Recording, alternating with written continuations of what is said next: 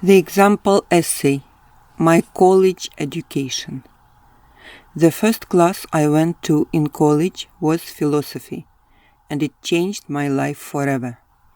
Our first assignment was to write a short response paper to the Albert Camus essay The Myth of Sisyphus. I was extremely nervous about the assignment as well as college. However, through all the confusion in philosophy class, many of my questions about life were answered. I entered college intending to earn a degree in engineering. I always liked the way mathematics had right and wrong answers. I understood the logic and was very good at it. So when I received my first philosophy assignment that asked me to write my interpretation of the Camus essay, I was instantly confused. What is the right way to do this assignment? I wondered. I was nervous about writing an incorrect interpretation and did not want to get my first assignment wrong. Even more troubling was that the professor refused to give us any guidelines on what he was looking for. He gave us total freedom. He simply said, "I want to see what you come up with." Full of anxiety, I first set out to read Camus' essay several times to make sure I really knew what was it all about. I did my best to take careful notes. Yet, even after I took all these notes and knew the essay inside and out, I still did not know the right answer. What was my interpretation? I could think of a million different ways to interpret the essay, but which one was my professor looking for? In math class, I was used to examples and explanations of solutions. This assignment gave me nothing. I was completely on my own to come up with my individual interpretation. Next, when I sat down to write, the words just did not come to me. My notes and ideas were all present, but the words were lost. I decided to try every pre-writing strategy I could find.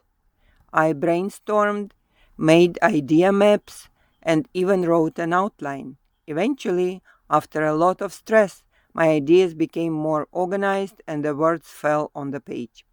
I had my interpretation of the myth of Sisyphus, and I had my main reasons for interpreting the essay.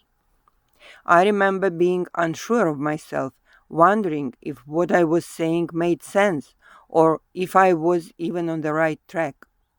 Through all the uncertainty, I continued writing the best I could. I finished the conclusion paragraph, had my spouse proofread it for errors, and turned it in the next day, simply hoping for the best.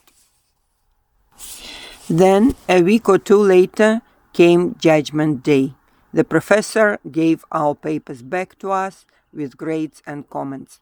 I remember feeling simultaneously afraid and eager to get the paper back in my hands.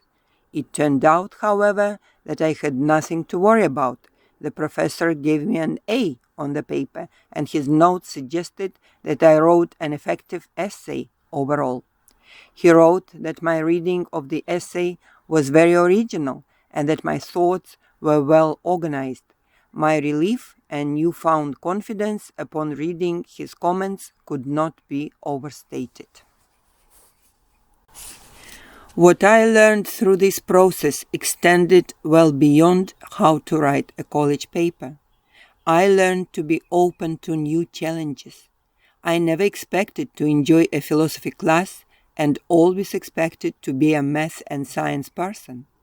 This class and assignment, however, gave me the self-confidence, critical thinking skills, and courage to try a new career path. I left engineering and went on to study law and eventually became a lawyer. More important, that class and paper helped me understand education differently.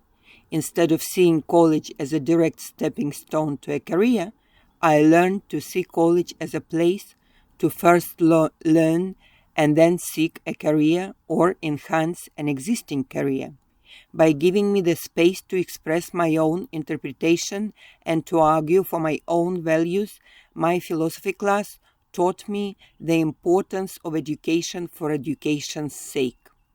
That realization continues to pay dividends every day.